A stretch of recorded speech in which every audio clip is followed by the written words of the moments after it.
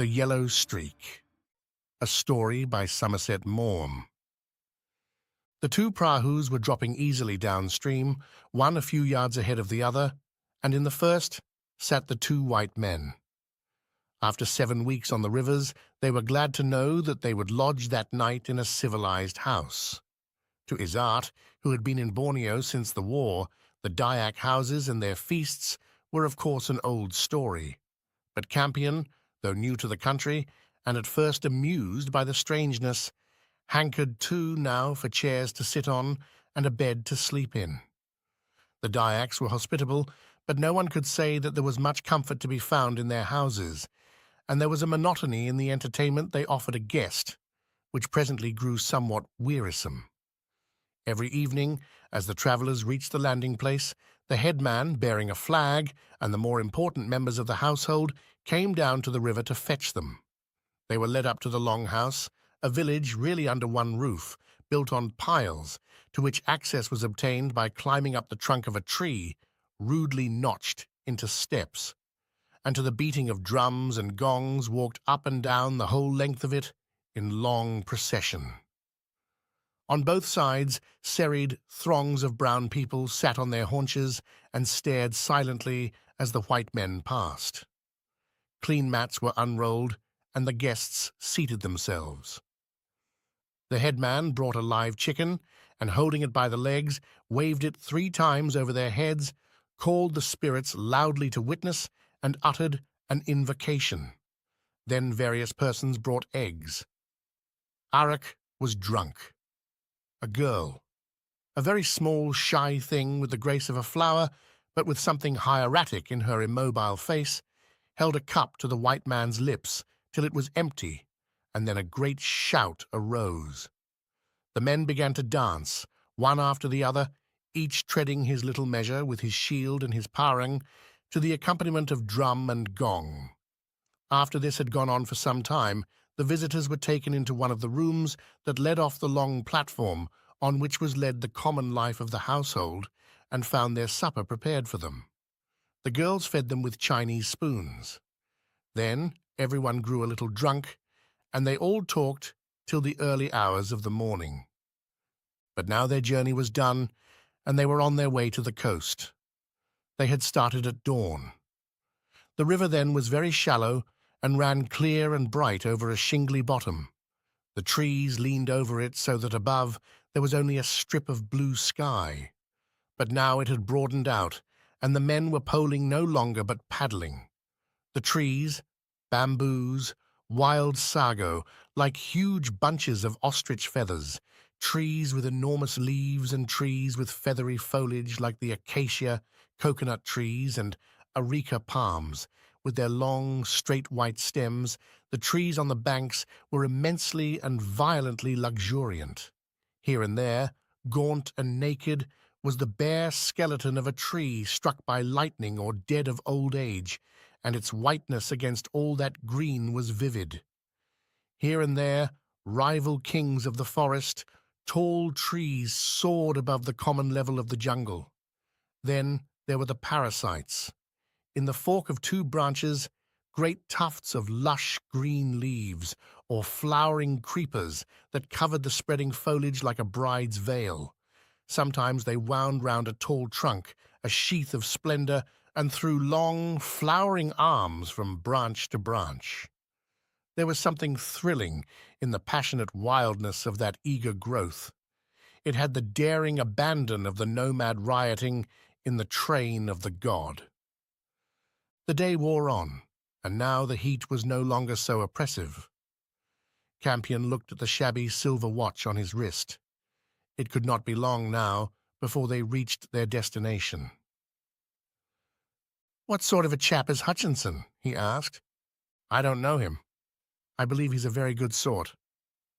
Hutchinson was the resident in whose house they were to spend the night, and they had sent on a Dayak in a canoe to announce their arrival. "Well, I hope he's got some whiskey. I've drunk enough arak to last me a lifetime." Campion was a mining engineer whom the Sultan on his way to England had met at Singapore, and finding him at a loose end, had commissioned to go to Sembaloo and see whether he could discover any mineral which might be profitably worked. He sent Willis, the resident at Kuala Sola, instructions to afford him every facility, and Willis had put him in the care of Izzart because Izzart spoke both Malay and Dayak like a native. This was the third trip they had made into the interior, and now Campion was to go home with his reports. They were to catch the Sultan Ahmed, which was due to pass the mouth of the river at dawn on the next day, but one, and with any luck, should reach Kuala Sola on the same afternoon. They were both glad to get back to it. There was tennis and golf there, and the club with its billiard tables, food which was relatively good, and the comforts of civilization. Izzart was glad, too, that he would have other society than Campion's. He gave him a sidelong glance. He was a little man with a big, bald head, and though certainly 50, strong and wiry, he had quick, shining blue eyes and a stubbly grey moustache. He was seldom without an old briar pipe between his broken and discoloured teeth. He was neither clean nor neat. His khaki shorts were ragged and his singlet torn. He was wearing now a battered topee.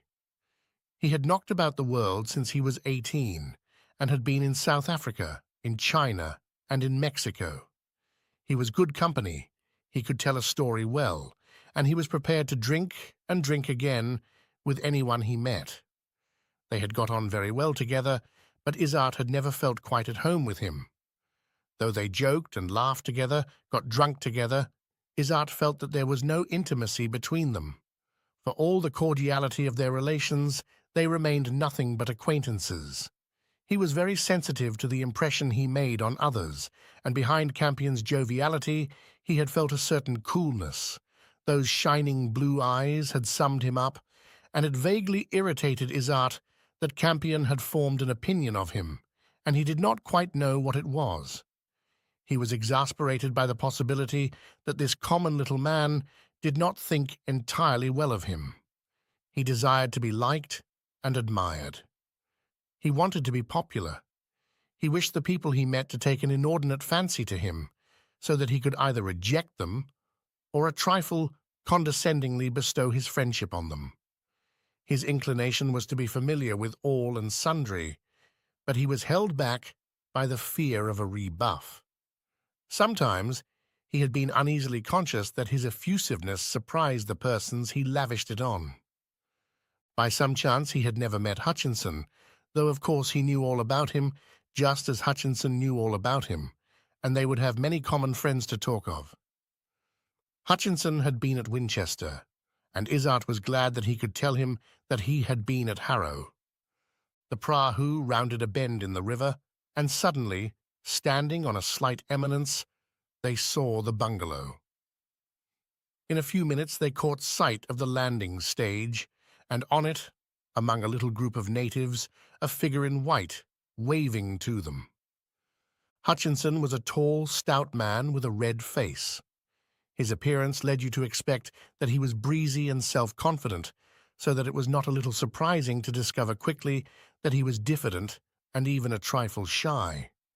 When he shook hands with his guests, Izzart introduced himself and then Campion, and led them up the pathway to the bungalow. Though he was plainly anxious to be civil, it was not hard to see that he found it difficult to make conversation. He took them out onto the veranda, and here they found on the table glasses and whiskey and soda. They made themselves comfortable on long chairs. Izzart, conscious of Hutchinson's slight embarrassment with strangers, expanded. He was very hearty and voluble. He began to speak of their common acquaintances at Kuala Sola, and he managed very soon to slip in casually the information that he had been at Harrow. "You were at Winchester, weren't you?" he asked. "Yes." "I wonder if you knew George Parker." "He was in my regiment." "He was at Winchester. I dare say he was younger than you." Izzart felt that it was a bond between them that they had been at these particular schools, and it excluded Campion, who obviously had enjoyed no such advantage. They drank 2 or 3 whiskies. Izzart in half an hour began to call his host Hutchie. He talked a good deal about my regiment, in which he had got his company during the war, and what good fellows his brother officers were.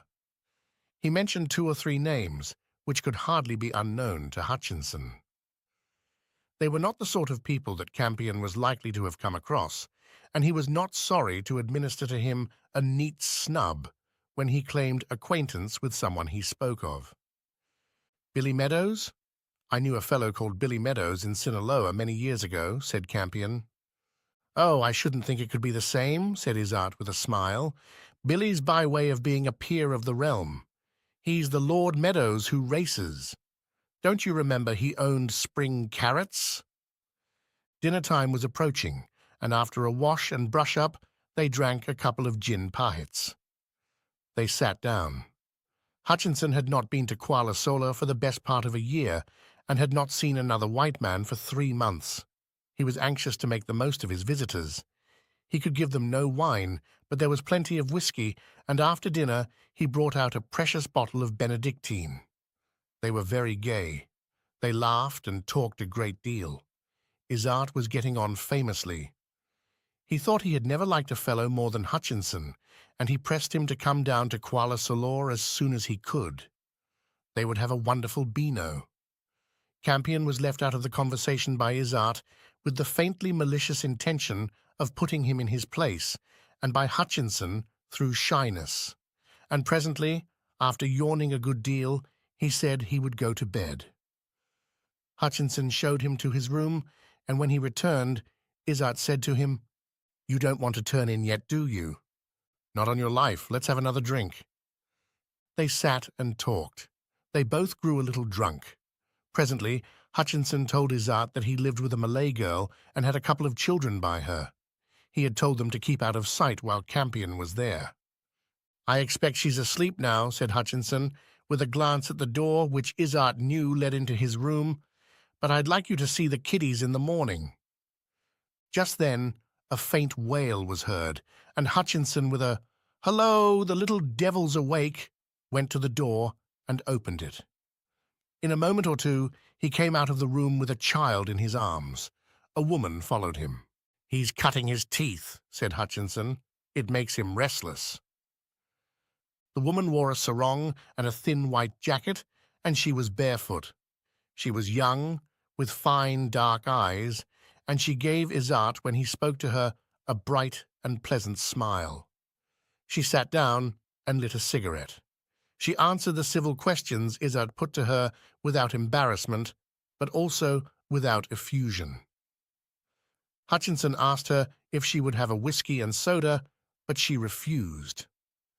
When the 2 men began to talk again in English, she sat on quite quietly, faintly rocking herself in her chair, and occupied with none could tell what calm thoughts. "She's a very good girl," said Hutchinson. "She looks after the house, and she's no trouble. Of course, it's the only thing to do in a place like this." "I shall never do it myself," said Izzart. "After all, one may want to get married, and then it means all sorts of botherations." "But who wants to get married? What a life for a white woman! I wouldn't ask a white woman to live here for anything in the world." "Of course it's a matter of taste. If I have any kiddies, I'm going to see that they have a white mother." Hutchinson looked down at the little dark-skinned child he held in his arms. He gave a faint smile. "It's funny how you get to like them," he said. "When they're your own, it doesn't seem to matter that they've got a touch of the tar brush." The woman gave the child a look, and getting up said she would take it back to bed. "I should think we'd better all turn in," said Hutchinson. "God knows what the time is." Izzart went to his room and threw open the shutters which his boy Hassan, whom he was travelling with, had closed. Blowing out the candle so that it should not attract the mosquitoes, he sat down at the window and looked at the soft night. The whisky he had drunk made him feel very wide awake, and he was not inclined to go to bed. He took off his ducks, put on a sarong, and lit a cheroot. His good humour was gone. It was the sight of Hutchinson looking fondly at the half-caste child which had upset him. "They've got no right to have them," he said to himself. "They've got no chance in the world. Ever." He passed his hands reflectively along his bare and hairy legs. He shuddered a little. Though he had done everything he could to develop the calves, his legs were like broomsticks. He hated them. He was uneasily conscious of them all the time. They were like a native's. Of course, they were the very legs for a top boot. In his uniform, he had looked very well. He was a tall, powerful man, over 6 feet high, and he had a neat black moustache and neat black hair. His dark eyes were fine and mobile. He was a good-looking fellow, and he knew it, and he dressed well, shabbily when shabbiness was good form, and smartly when the occasion demanded. He had loved the army, and it was a bitter blow to him when, at the end of the war, he could not remain in it. His ambitions were simple. He wanted to have 2,000 a year, give smart little dinners, go to parties, and wear a uniform. He hankered after London. Of course, his mother lived there, and his mother cramped his style. He wondered how on earth he could produce her if ever he got engaged to the girl of good family, with a little money, whom he was looking for to make his wife. Because his father had been dead so long, and during the later part of his career was stationed in the most remote of the Malay states, Izzart felt fairly sure that no one in Sembulu knew anything about her. But he lived in terror lest someone, running across her in London, should write over to tell people that she was a half-caste. She had been a beautiful creature when Izzart's father, an engineer in the government service, had married her. But now she was a fat old woman with grey hair who sat about all day smoking cigarettes. Izzart was 12 years old when his father died, and then he could speak Malay much more fluently than English. An aunt offered to pay for his education, and Mrs. Izzart accompanied her son to England. She lived habitually in furnished apartments, and her rooms with their oriental draperies and Malay silver were overheated and stuffy. She was forever in trouble with her landladies because she would leave cigarette ends about. Izzart hated the way she made friends with them. She would be shockingly familiar with them for a time. Then there would be a falling out, and after a violent scene she would flounce out of the house. Her only amusement was the pictures, and to these she went every day in the week. At home she wore an old and tawdry dressing gown, but when she went out she dressed herself, but oh, how untidily, in extravagant colours, so that it was a mortification to her dapper son. He quarrelled with her frequently, she made him impatient, and he was ashamed of her, and yet he felt for her a deep tenderness. It was almost a physical bond between them, something stronger than the ordinary feeling of mother and son, so that notwithstanding the failings that exasperated him, she was the only person in the world with whom he felt entirely at home. It was owing to his father's position and his own knowledge of Malay, for his mother always spoke it to him, that after the war, finding himself with nothing to do, he had managed to enter the service of the Sultan of Sembulu. He had been a success. He played games well, he was strong and a good athlete. In the rest house at Kuala Selor were the cups which he had won at Harrow for running and jumping, and to these he had added since others for golf and tennis. With his abundant fund of small talk, he was an asset at parties, and his cheeriness made things go. He ought to have been happy, and he was wretched. He wanted so much to be popular, and he had an impression, stronger than ever at this moment, that popularity escaped him. He wondered whether by any chance the men at Kuala Selor, with whom he was so hail-fellow well met, suspected that he had native blood in him. He knew very well what to expect if they ever found out. They wouldn't say he was gay and friendly then, they would say he was damned familiar, and they would say he was inefficient and careless, as the half-castes were, and when he talked of marrying a white woman, they would snigger. Oh, it was so unfair. What difference could it make, that drop of native blood in his veins? And yet because of it, they would always be on the watch for the expected failure at the critical moment. Everyone knew that you couldn't rely on Eurasians. Sooner or later, they would let you down.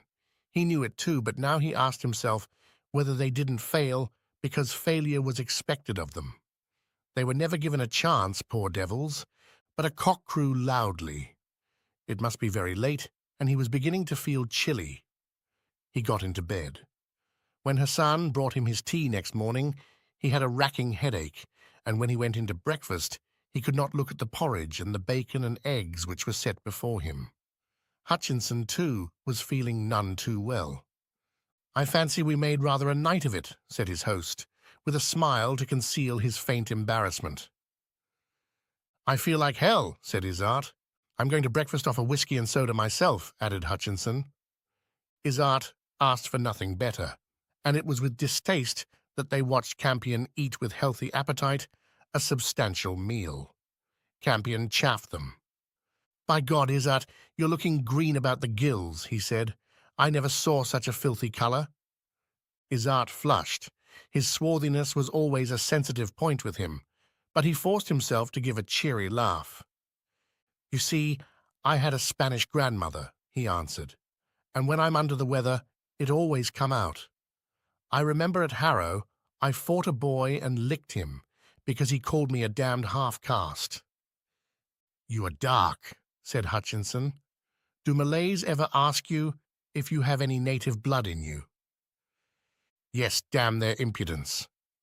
A boat with their kit had started early in the morning in order to get to the mouth of the river before them and tell the skipper of the Sultan Ahmed, if by chance he arrived before he was due, that they were on their way. Campion and Izzart were to set out immediately after tiffin in order to arrive at the place where they were to spend the night before the bore passed. A bore is a tidal wave that, by reason of a peculiarity in the lie of the land, surges up certain rivers, and there happened to be one on the river on which they were travelling. Hutchinson had talked to them of it the night before, and Campion, who had never seen such a thing, was much interested. "This is one of the best in Borneo. It's worth looking at," said Hutchinson. He told them how the natives, waiting the moment, rode it and were borne up the river on its crest at a breathless and terrifying speed. He had done it once himself. "Never no more for me," he said. "I was scared out of my wits." "I should like to try it once," said Izzart. "It's exciting enough, but, my word, when you're in a flimsy dugout, and you know that if the native doesn't get the right moment, you'll be flung in that seething torrent, and you won't have a chance in a million. No, it's not my idea of sport." "I've shot a good many rapids in my day," said Campion. "Rapids be damned. You wait till you see the bore. It's one of the most terrifying things I know. Do you know that at least a dozen natives are drowned in this river alone every year?" They lounged about on the veranda most of the morning, and Hutchinson showed them the courthouse. Then gin pahits were served. They drank 2 or 3. Izzart began to feel himself, and when at length tiffin was ready, he found that he had an excellent appetite. Hutchinson had boasted of his Malay curry, and when the steaming, succulent dishes were placed before them, they all set to ravenously. Hutchinson pressed them to drink. "You've got nothing to do but sleep. Why shouldn't you get drunk?" He could not bear to let them go so soon. It was good after so long to have white men to talk to, and he lingered over the meal. He urged them to eat. They would have a filthy meal that night at the Longhouse, and nothing to drink but arrack. They had better make hay while the sun shone. Campion suggested once or twice that they should start, but Hutchinson, and Izzart too, for now he was feeling very happy and comfortable, assured him there was plenty of time. Hutchinson sent for his precious bottle of Benedictine. They had made a hole in it last night. They might as well finish it before they went. When at last he walked down with them to the river, they were all very merry, and none of them was quite steady on his legs. Over the middle of the boat was an atap awning, and under this Hutchinson had had a mattress laid. The crew were prisoners who had been marched down from the jail to row the white men, and they wore dingy sarongs with the prison mark. They waited at their oars.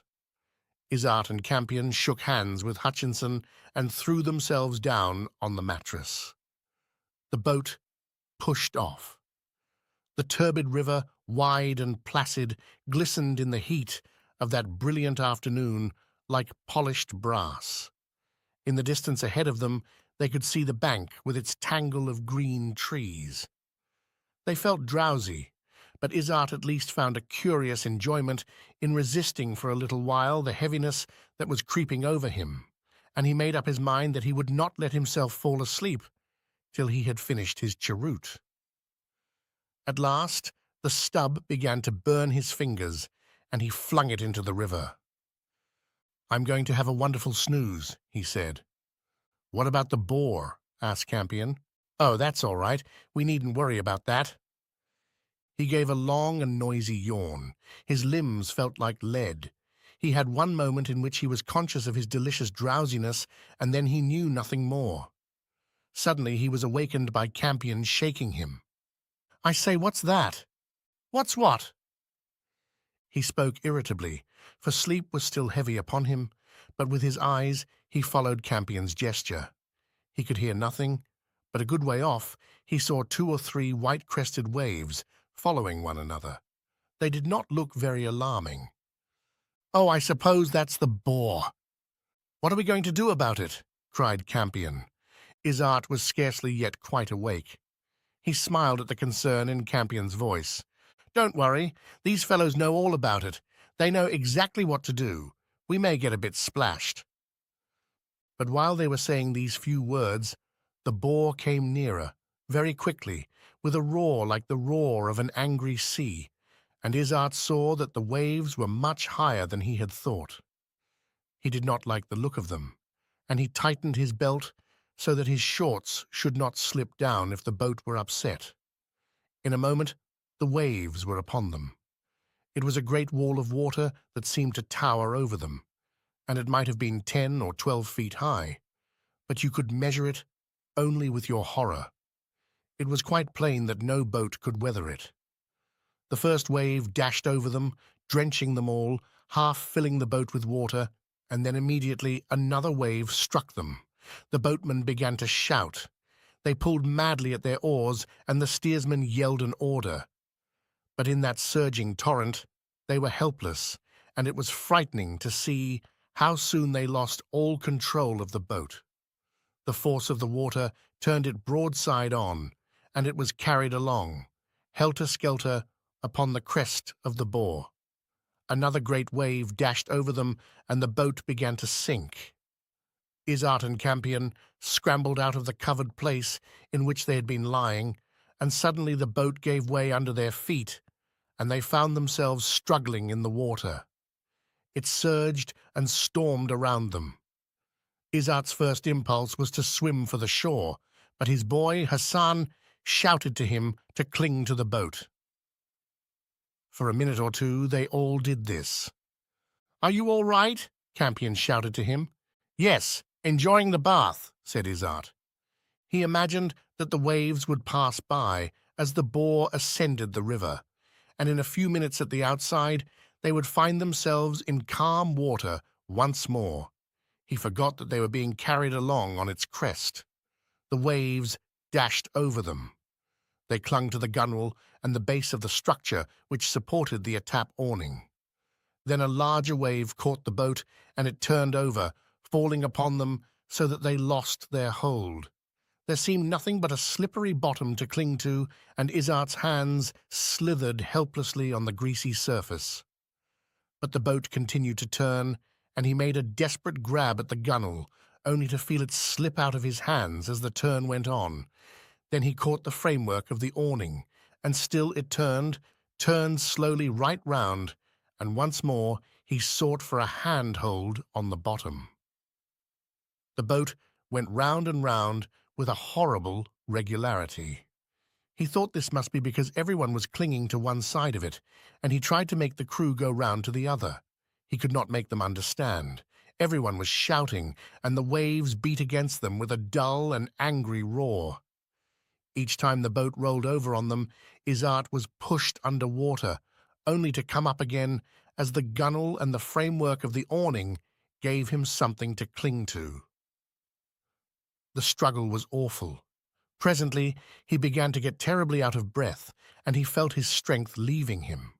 He knew that he could not hold on much longer, but he did not feel frightened, for his fatigue by now was so great that he did not very much care what happened. Hassan was by his side, and he told him he was growing very tired. He thought the best thing was to make a dash for the shore. It did not look more than 60 yards away, but Hassan begged him not to.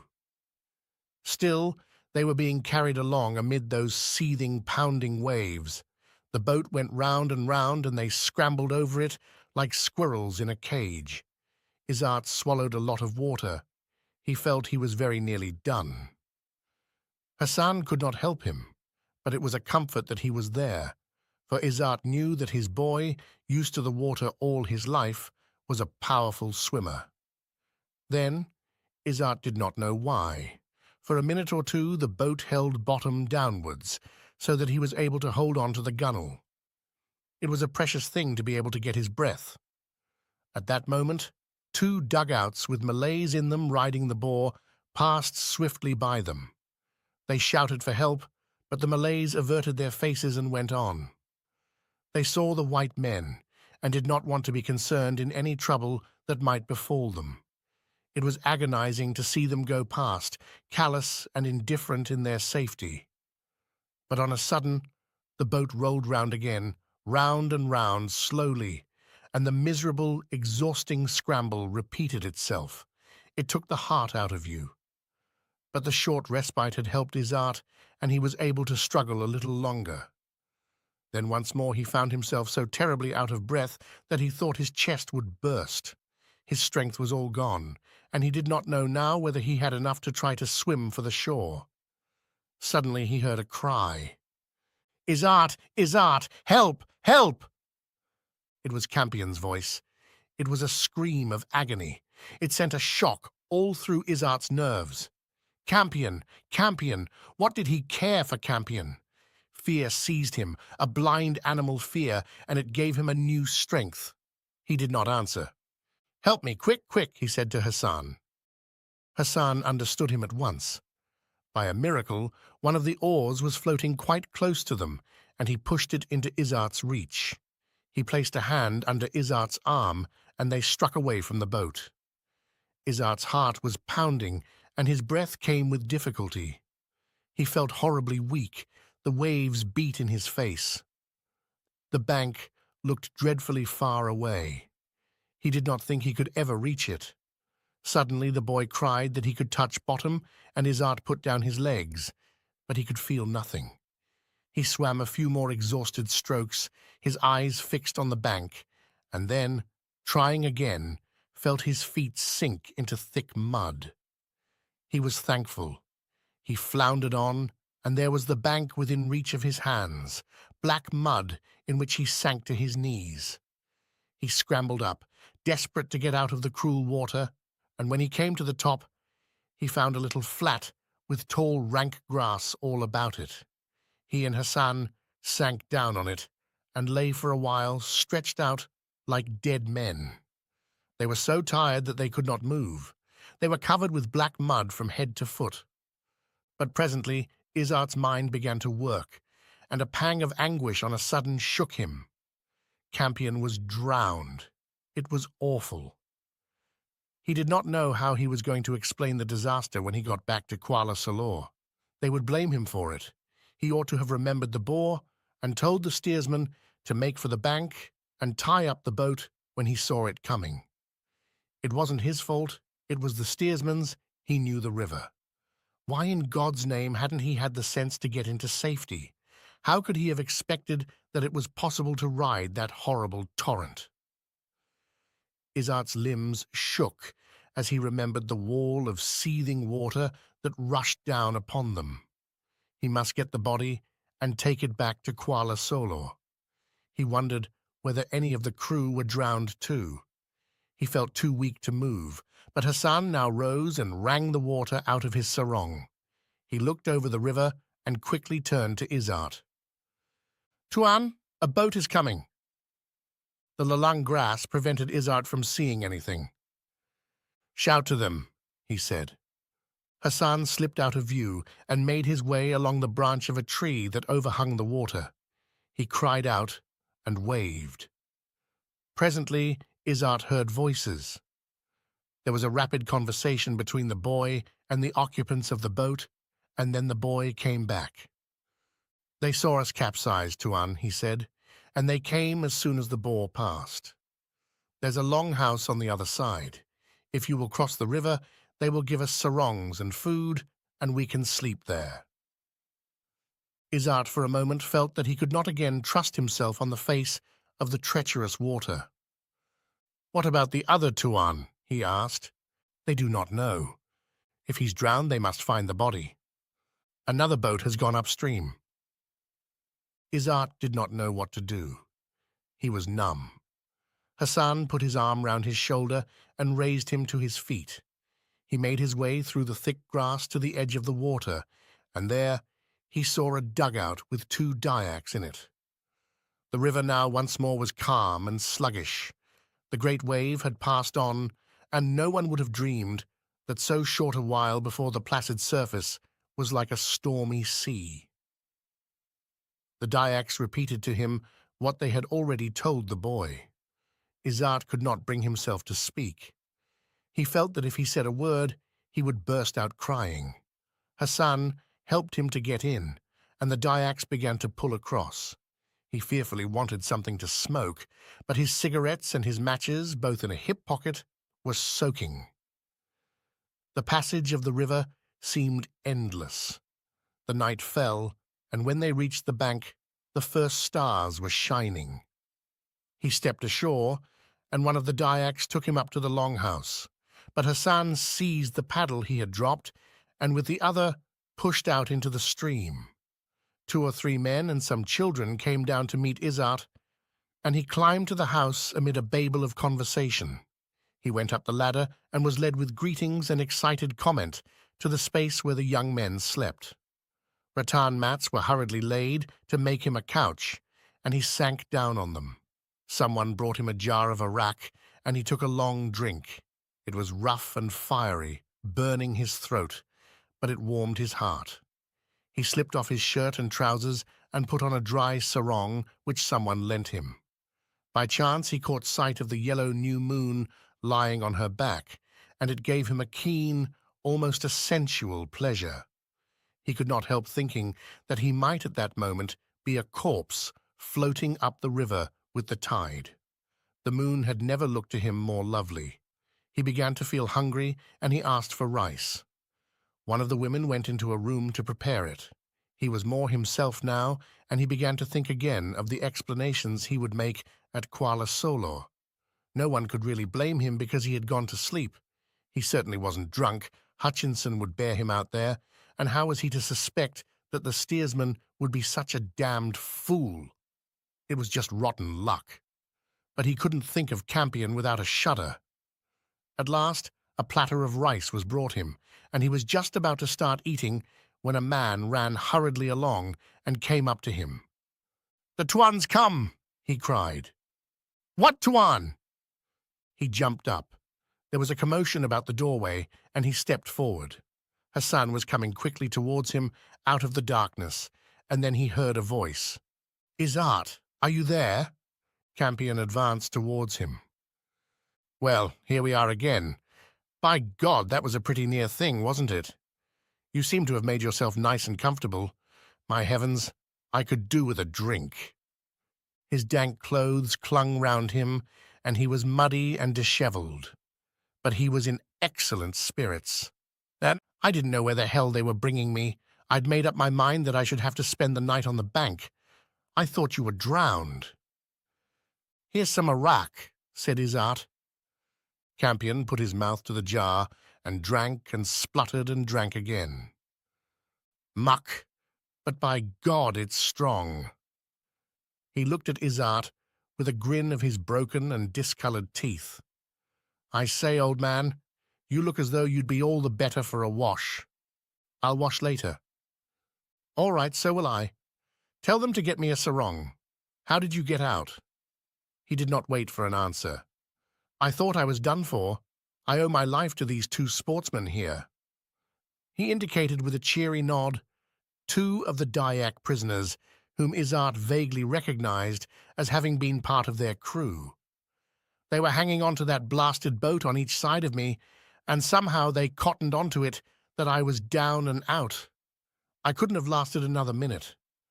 They made signs to me that we could risk having a shot at getting to the bank, but I didn't think I had the strength. By George, I've never been so blown in all my life. I don't know how they managed it, but somehow they got hold of the mattress we'd been lying on, and they made it into a roll. They're sportsmen, they are. I don't know why they didn't just save themselves without bothering about me. They gave it to me. I thought it a damned poor lifebelt, but I saw the force of the proverb about a drowning man clutching at a straw. I caught hold of the damn thing, and between them, somehow or other, they dragged me ashore. The danger from which he had escaped made Campion excited and voluble, but Izzart hardly listened to what he said. He heard once more, as distinctly as though the words rang now through the air, Campion's agonized cry for help, and he felt sick with terror. The blind panic raced down his nerves. Campion was talking still, but was he talking to conceal his thoughts? Izzart looked into those bright blue eyes and sought to read the sense behind the flow of words. Was there a hard glint in them, or something of cynical mockery? Did he know that Izzart, leaving him to his fate, had cut and run? He flushed deeply. After all, what was there that he could have done? At such a moment it was each for himself, and the devil take the hindmost. But what would they say in Kuala Sola if Campion told them that Izzart had deserted him? He ought to have stayed. He wished now with all his heart that he had. But then it was stronger than himself. He couldn't. Could anyone blame him? No one who had seen that fierce and seething torrent. Oh, the water and the exhaustion, so that he could have cried.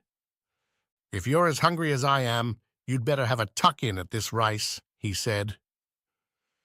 Campion ate voraciously, but when Izzart had taken a mouthful or two, he found that he had no appetite. Campion talked and talked. Izzart listened suspiciously. He felt that he must be alert, and he drank more arak. He began to feel a little drunk. "I shall get into the devil of a row at KS," he said tentatively. "I don't know why. I was told off to look after you. They won't think it was very clever of me to let you get nearly drowned. It wasn't your fault. It was the fault of the damned fool of a steersman. After all, the important thing is that we're saved. By George, I thought I was finished once. I shouted out to you. I don't know if you heard me." "No, I didn't hear anything. There was such a devil of a row, wasn't there?" "Perhaps you'd got away before. I don't know exactly when you did get away." Izzart looked at him sharply. Was it his fancy that there was an odd look in Campion's eyes? "There was such an awful confusion," he said. "I was just about down and out. My boy threw me over an oar. He gave me to understand you were all right. He told me you'd got ashore." The oar. He ought to have given Campion the oar and told Hassan, the strong swimmer, to give him his help. Was it his fancy again that Campion gave him a quick and searching glance? "I wish I could have been of more use to you," said Izzart. "Oh, I'm sure you had enough to do to look after yourself," answered Campion. The headman brought them cups of arak, and they both drank a great deal. Izzart's head began to spin, and he suggested that they should turn in. Beds had been prepared for them, and mosquito nets fixed. They were to set out at dawn on the rest of their journey down the river. Campion's bed was next to his, and in a few minutes he heard him snoring. He had fallen asleep the moment he lay down. The young men of the longhouse and the prisoners of the boat's crew went on talking late into the night. Izzart's head now was aching horribly, and he could not think. When Hassan roused him, as day broke, it seemed to him that he had not slept at all. Their clothes had been washed and dried, but they were bedraggled objects as they walked along the narrow pathway to the river where the prahu was waiting for them. They rowed leisurely. The morning was lovely, and the great stretch of placid water gleamed in the early light. "By George, it's fine to be alive," said Campion. He was grubby and unshaved. He took long breaths, and his twisted mouth was half open with a grin. You could tell that he found the air singularly good to breathe. He was delighted with the blue sky and the sunshine and the greenness of the trees. Izzart hated him. He was sure that this morning there was a difference in his manner. He did not know what to do. He had a mind to throw himself on his mercy. He had behaved like a cad, but he was sorry. He would give anything to have the chance again, but anyone might have done what he did, and if Campion gave him away, he was ruined. He could never stay in Sembalu. His name would be mud in Borneo and the Straits settlements. If he made his confession to Campion, he could surely get Campion to promise to hold his tongue. But would he keep his promise? He looked at him, a shifty little man. How could he be relied on? Izzart thought of what he had said the night before. It wasn't the truth, of course, but who could know that? At all events, who could prove that he hadn't honestly thought that Campion was safe? Whatever Campion said, it was only his word against Izzart's. He could laugh and shrug his shoulders and say that Campion had lost his head and didn't know what he was talking about. Besides, it wasn't certain that Campion hadn't accepted his story. In that frightful struggle for life, he could be very sure of nothing. He had a temptation to go back to the subject, but was afraid if he did that he would excite suspicion in Campion's mind. He must hold his tongue. That was his only chance of safety, and when they got to KS, he would get in his story first. "I should be completely happy now," said Campion, "if I only had something to smoke. We shall be able to get some stinkers on board." Campion gave a little laugh. "Human beings are very unreasonable," he said. "At the first moment I was so glad to be alive that I thought of nothing else. But now I'm beginning to regret the loss of my notes and my photographs and my shaving tackle." Izzart formulated the thought which had lurked at the back of his mind, but which all through the night he had refused to admit into his consciousness. "I wish to God he'd been drowned. Then I'd have been safe." "There she is!" cried Campion suddenly. Izzart looked round. They were at the mouth of the river, and there was the Sultan Ahmed waiting for them. Izzart's heart sank. He had forgotten that she had an English skipper and that he would have to be told the story of their adventure. What would Campion say? The skipper was called Breddon, and Izzart had met him often at Kuala Solor. He was a little bluff man with a black moustache and a breezy manner. "Hurry up!" he called out to them as they rowed up. "I've been waiting for you since dawn." But when they climbed on board, his face fell. "Hullo! What's the matter with you?" "Give us a drink, and you shall hear all about it," said Campion with his crooked grin. "Come along." They sat down under the awning. On a table were glasses, a bottle of whiskey and soda water. The skipper gave an order, and in a few minutes they were noisily under way. "We were caught in the bore," said Izzart. He felt he must say something. His mouth was horribly dry, notwithstanding the drink. "Were you, by Jove? You're lucky not to have been drowned. What happened?" He addressed himself to Izzart because he knew him, but it was Campion who answered. He related the whole incident accurately, and Izzart listened with strained attention. Campion spoke in the plural when he told the early part of the story, and then, as he came to the moment when they were thrown into the water, changed to the singular. At first it was what they had done, and now it was what happened to him. He left Izzart out of it. Izzart did not know whether to be relieved or alarmed. Why did he not mention him? Was it because, in that mortal struggle for life, he had thought of nothing but himself, or did he know? "And what happened to you?" said Captain Breddon, turning to Izzart. Izzart was about to answer when Campion spoke. Until I got over to the other side of the river, I thought he was drowned.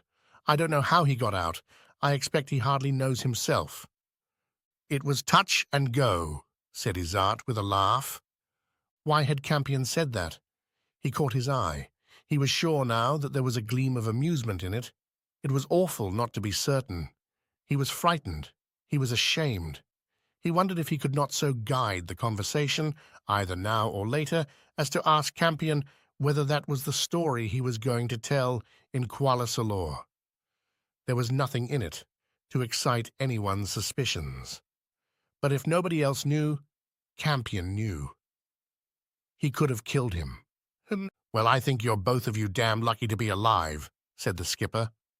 It was but a short run to Kuala Solor, and as they steamed up the Sembulu River, Izzart moodily watched the banks. On each side were the mangroves and the nippahs washed by the water, and behind the dense green of the jungle. Here and there, among fruit trees, were Malay houses on piles. Night fell as they docked. Goring, of the police, came on board and shook hands with them. He was living at the rest house just then, and as he set about his work of seeing the native passengers, he told them they would find another man, Porter by name, staying there too. They would all meet at dinner. The boys took charge of their kit, and Campion and Izzart strolled along. They bathed and changed, and at 8:30, the four of them assembled in the common room for gin pyates. "I say, what's this Breton tells me about your being nearly drowned?" said Goring as he came in. Izzart felt himself flush, but before he could answer, Campion broke in, and it seemed certain to Izzart that he spoke in order to give the story as he chose. He felt hot with shame. Not a word was spoken in disparagement of him, not a word was said of him at all. He wondered if those two men who listened, Goring and Porter, thought it strange that he should be left out. He looked at Campion intently as he proceeded with his narration. He told it rather humorously. He did not disguise the danger in which they had been, but he made a joke of it, so that the two listeners laughed at the quandary in which they found themselves. "A thing that's tickled me since," said Campion, "is that when I got over to the other bank, I was black with mud from head to foot. I felt I really ought to jump in the river and have a wash. But you know, I felt I'd been in that damned river as much as ever I wanted, and I said to myself, 'No, by George, I'll go dirty.' And when I got into the longhouse and saw Izzart as black as I was, I knew he'd felt just like I did." They laughed, and Izzart forced himself to laugh too. He noticed that Campion had told the story in precisely the same words as he had used when he told it to the skipper of the Sultan Ahmed. There could be only one explanation of that. He knew everything, and had made up his mind exactly what story to tell. The ingenuity with which Campion gave the facts, and yet left out what must be to Izzart's discredit, was devilish. But why was he holding his hand? It wasn't in him not to feel contempt and resentment for the man who had callously deserted him in that moment of dreadful peril. Suddenly, in a flash of inspiration, Izzart understood. He was keeping the truth to tell to Willis, the resident. Izzart had goose flesh as he thought of confronting Willis. He could deny, but would his denials serve him? Willis was no fool, and he would get at Hassan. Hassan could not be trusted to be silent. Hassan would give him away. Then he would be done for. Willis would suggest that he had better go home. He had a racking headache, and after dinner he went to his room, for he wanted to be alone, so that he could devise a plan of action. And then a thought came to him which made him go hot and cold. He knew that the secret which he had guarded so long was a secret to nobody. He was on a sudden certain of it. Why should he have those bright eyes and that swarthy skin? Why should he speak Malay with such ease and have learned Dyak so quickly? Of course they knew. What a fool he was ever to think that they believed that story of his about the Spanish grandmother. They must have laughed up their sleeves when he told it, and behind his back they had called him a damned nigger. And now another thought came to him, torturing, and he asked himself whether it was on account of that wretched drop of native blood in him that when he heard Campion cry out, his nerve failed him. After all, anyone might at that moment have been seized with panic. And why in God's name should he sacrifice his life to save a man's whom he cared nothing for? It was insane. But of course in KS they would say it was only what they expected. They would make no allowances. At last he went to bed, but when, after tossing about recklessly for God knows how long, he fell asleep, he was awakened by a fearful dream. He seemed to be once more in that raging torrent, with the boat turning, and then there was the desperate clutching at the gunwale and the agony as it slipped out of his hands, and the water that roared over him. He was wide awake before dawn. His only chance was to see Willis and get his story in first, and he thought over carefully what he was going to say, and chose the very words he meant to use. He got up early, and in order not to see Campion went out without breakfast. He walked along the high road till such time as he knew the resident would be in his office, and then walked back again. He sent in his name and was ushered into Willis's room. He was a little elderly man with thin grey hair and a long yellow face. "I'm glad to see you back safe and sound," he said, shaking hands with Izzart. "What's this I hear about your being nearly drowned?" Izzart, in clean ducks, his topee spotless, was a fine figure of a man. His black hair was neatly brushed, and his moustache was trimmed. He had an upright and soldierly bearing. "I thought I'd better come and tell you at once, sir, as you told me to look after Campion." "Fire away." Izzart told his story. He made light of the danger. He gave Willis to understand that it had not been very great. They would never have been upset if they had not started so late. "I tried to get Campion away earlier, but he'd had 2 or 3 drinks, and the fact is, he didn't want to move." "Was he tight?" "I don't know about that," smiled Izzart good-humouredly. "I shouldn't say he was cold sober." He went on with his story. He managed to insinuate that Campion had lost his head a little. Of course, it was a very frightening business to a man who wasn't a decent swimmer. He, Izzart, had been more concerned for Campion than for himself. He knew the only chance was to keep cool, and the moment they were upset, he saw that Campion had got the wind up. "You can't blame him for that," said the resident. "Of course I did everything I possibly could for him, sir, but the fact is, there wasn't anything much I could do." "Well, the great thing is that you both escaped. It would have been very awkward for all of us if he'd been drowned."